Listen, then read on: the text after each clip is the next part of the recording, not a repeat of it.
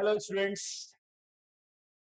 जैसा कि आप सब जानते हैं कि नेक्स्ट मंथ फेब में हमारे बोर्ड एग्जाम्स स्टार्ट हो रहे हैं यहाँ पे। तो 12th class 12th commerce accountancy subject जो हमारा सबसे मेन इंपॉर्टेंट सब्जेक्ट है, प्रैक्टिकल सब्जेक्ट है। तो स्टूडेंट्स, अकाउंटेंसी में हमारे जितने भी चैप्टर्स हैं, जैसे कि पार्टनरशिप पार्टनरशिप एट 1932 में टोटल हमारे सिलेबस में 5 चैप्टर्स हैं। उसके अलावा कंपनीज कंपनीज में हमारे 2 चैप्टर्स हैं। और फिर उसके बाद में जो हमारी थर्ड बुक है यहाँ पे, analysis of financial statement of companies की बात करें तो वहां पे भी हमारे 4-5 चैप्टर्स हैं।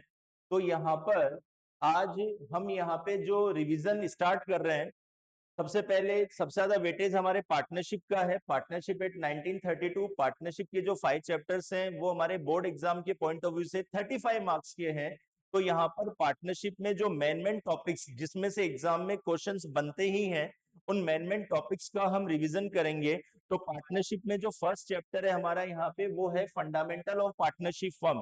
मतलब पार्टनरशिप के बेसिक जो फंडामेंटल्स यूज होते हैं पार्टनरशिप फर्म के अंदर, उनको हम रिवाइज करते हैं। तो यहाँ पर पार्टनरशिप में सबसे फर्स्ट फंडामेंटल चैप्टर में डेफिनेशन ऑफ पार्टनरशिप, फिर उसके बाद पार्टनरशिप डीड, और फिर उसके बाद में आता है financial statement of partnership firm.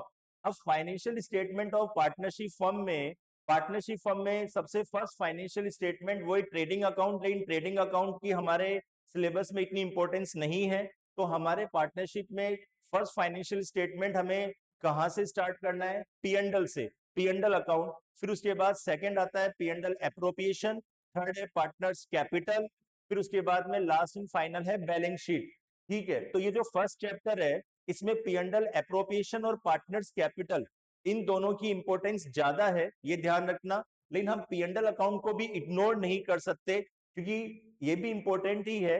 तो यहाँ पर पी अकाउंट का पहली बात हम बात करें कि हम हमारी फर्म के किन ट्रांजेक्शन्स को, किस टाइप के ट्रांजेक्शन्स को हम पी अकाउंट में रिकॉर्ड कर सकते हैं, शो कर सकते हैं। तो स्टूडेंट्स, पी अकाउंट का जो हमारा यहाँ पर फॉर्मेट है, पी में आने वाले ट्रांजेक्शन्स जो हैं, पहली बात तो ये कि पी अकाउंट क्यों प्रिपेयर किया जाता है। ईच टाइप ऑफ बिजनेस, चाहे वो किसी भी टाइप का बिजनेस हो, उसमें पी अकाउंट हमेशा फाइनल रिजल्ट की कैलकुलेशन के लिए, फाइनल प्रॉफिट्स की कैलकुलेशन के लिए प्रिपेयर किया जाता है। पी अकाउंट से हम यहाँ पर अपना फाइनल प्रॉफिट, जिसे हम नेट प्रॉफिट कहते हैं, वो नेट प्रॉफिट या नेट लॉस की कैलकुलेशन होती है। तो हमारी पार्टनरशिप फर्म के अंदर जो हमारा पी अकाउंट का जो फॉर्मेट यूज होगा, उसमें सबसे पहले तो हम ग्रॉस प्रॉफिट रिकॉर्ड करेंगे। पहले मैं आपको नॉलेजेबल चीज बता दूं कि पी अकाउंट के अंदर जो डेबिट साइड है वो हमारी एक्सपेंसेस एंड लॉस वाली साइड है, और क्रेडिट साइड हमारी इनकम एंड प्रॉफिट साइड है। तो स्टूडेंट, सबसे पहले हम इनकम साइड में हमारा ग्रॉस प्रॉफिट शो करेंगे। ग्रॉस प्रॉफिट अमाउंट हमारे पास हमेशा क्वेश्चन में गिवन रहेगा, उस ग्रॉस प्रॉफिट को हम यहाँ पे रिकॉर्ड करेंगे। फिर उस प्रॉफिट में से हम या किन किन एक्सपेंसेस को पी में रिड्यूस करते हैं, लेस करते हैं। तो यहाँ पर ग्रॉस प्रॉफिट में से सबसे first rent pay to partner, second interest on partner loan, third manager commission. मतलब पार्टनरशिप फर्म के अंदर जो पी अकाउंट हमारा रेडी होगा, उस पी में सिर्फ ओनली ये 3 एक्सपेंसेस ही रिकॉर्ड होंगे। बस ये ध्यान रखना है, इन 3 के अलावा कोई फोर्थ एक्सपेंसेस यहाँ नहीं आने वाला है। कौन से 3 एक्सपेंसेस होंगे? एक तो first rent pay to partner.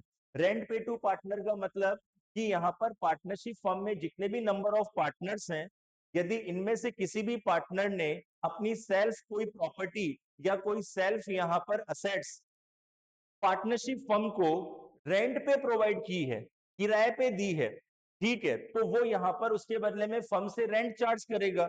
तो यहाँ पर ये रेंट हमारी फर्म के लिए क्या है? एक्सपेंसेस, क्योंकि हमारी फर्म पार्टनर को रेंट पे करेगी तो फर्म के लिए एक्सपेंसेस है।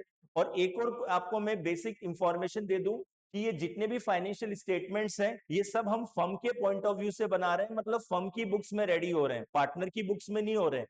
ये फर्म की बुक्स में रेडी हो रहे हैं, क्योंकि पार्टनर और फर्म दोनों सेपरेट एंटिटी है। तो फर्म की बुक्स में यहाँ पर जो फर्स्ट पी अकाउंट रेडी होगा, उसमें फर्म यहाँ पर अपने पार्टनर को उसकी प्रॉपर्टी हायर करने के बदले में जो रेंट अमाउंट पे करेगी, वो रेंट एक्सपेंसेस शो हो जाएगा। अब जो रेंट पे हो रहा है उसकी जर्नल एंट्रीज क्या पास होगी? फर्स्ट, फर्म एंट्री पास करेगा rent account debit to cash या टू बैंक। सेकेंड एंट्री, ये रेंट फर्म के लिए एक्सपेंसेस है, तो यहाँ पर इस एक्सपेंसेस को कहां से राइट ऑफ किया जाएगा? पी&एल से, P&L account debit to rent. फिर सेकंड एक्सपेंसेस है हमारा यहाँ पे इंटरेस्ट ऑन पार्टनर लोन।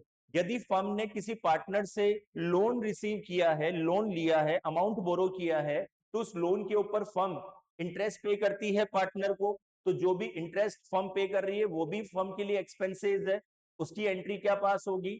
उसकी एंट्री पास होगी interest on partner loan account debit to cash या टू बैंक। यदि फर्म ने कैश में पेमेंट किया है तो टू कैश, और चेक से पेमेंट किया इंटरेस्ट का तो टू बैंक। और यदि अभी पेमेंट नहीं हुआ है, वो इंटरेस्ट अमाउंट पेंडिंग है, तो टू पार्टनर्स लोन अकाउंट। यदि पेमेंट नहीं हुआ है तो ओके, तो यहाँ पर जो भी इंटरेस्ट अमाउंट पेंडिंग है वो पार्टनर्स लोन में ट्रांसफर हो जाएगा। फिर उस इंटरेस्ट एक्सपेंसेस को फर्म पी&एल से राइट ऑफ कर दिया जाएगा, P and L account debit to interest on partners loan. Write off का मतलब होता है कि उस अकाउंट को यहाँ पर बुक्स में से डिलीट कर देना, हटा देना। फिर उसके बाद थर्ड एक्सपेंसेस पी&एल में शो होता है मैनेजर कमीशन। मैनेजर कमीशन, अब देखो मैनेजर कमीशन को भी यहाँ पे टू पार्ट्स में डिवाइड किया गया है। एक तो मैनेजर कमीशन पे टू पार्टनर, और एक मैनेजर कमीशन पे टू अदर देन पार्टनर। मतलब कि जब पार्टनर को मैनेजर कमीशन अलाउ किया जाता है फर्म के थ्रू, तो उसे हम पी&एल एप्रोप्रिएशन अकाउंट में एडजस्ट करते हैं। इन पार्टनर्स के अलावा किसी अदर पर्सन को, यदि किसी बाहर आउटसाइडर पर्सन को यदि फर्म ने मैनेजर अपॉइंट किया और उसे कमीशन अलाउ किया जा रहा है, तो पार्टनर के अलावा जिस अदर पर्सन को भी मैनेजर कमीशन अलाउ किया जाएगा, उसकी फर्म की बुक में एंट्री पास होती है manager commission account debit to cash या बैंक, और फिर P and L account debit to manager commission. Commission को, एक्सपेंसेस को पी&एल से राइट ऑफ कर देंगे। तो यहाँ पर जो फर्स्ट पी&एल अकाउंट है हमारा फाइनेंशियल स्टेटमेंट में, उसमें सिर्फ ओनली ये थ्री एक्सपेंसेस को ही रिकॉर्ड किया जाता है। तो ग्रॉस प्रॉफिट में से सिर्फ इन तीन एक्सपेंसेस को हम रिड्यूस करेंगे। फिर उसके बाद ग्रॉस प्रॉफिट में से इन तीनों एक्सपेंसेस को लेस करने के बाद जो बैलेंस प्रॉफिट होगा वो हमारा नेट प्रॉफिट होगा। बैलेंस प्रॉफिट कैसे कैलकुलेट होगा? वही आपका क्रेडिट और डेबिट साइड का डिफरेंस। यदि क्रेडिट साइड आपकी एक्सीड है तो नेट प्रॉफिट, और डेबिट साइड यदि क्रेडिट साइड से एक्सीड है, मोर देन है, तो नेट लॉस। तो ये आपका पी&एल अकाउंट है स्टूडेंट्स यहाँ पर। अब उसके बाद पी&एल अकाउंट के बाद में यहाँ पर, लेकिन पी&एल में ध्यान रखना सिर्फ ये तीन ही एक्सपेंसेस शो होते हैं, रिकॉर्ड होते हैं। अब इसके अंदर एक और हमारे पास ऑप्शन है, यदि हम यहाँ पर इनमें से हमारे पास क्वेश्चन में कोई सा भी एक्सपेंसेस गिवन है, ठीक है, यदि हम उसके लिए पी&एल अकाउंट ना बनाना चाहें, टाइम वेस्ट नहीं करना चाहें, तो हम इन तीनों एक्सपेंसेस को पी&एल एप्रोप्रिएशन में भी एडजस्ट कर सकते हैं। ठीक है, तो जब हम पी&एल एप्रोप्रिएशन स्टार्ट करेंगे तो उसमें हम इन तीनों एक्सपेंसेस को कैसे एडजस्ट करेंगे वो भी हम सीखेंगे, समझेंगे।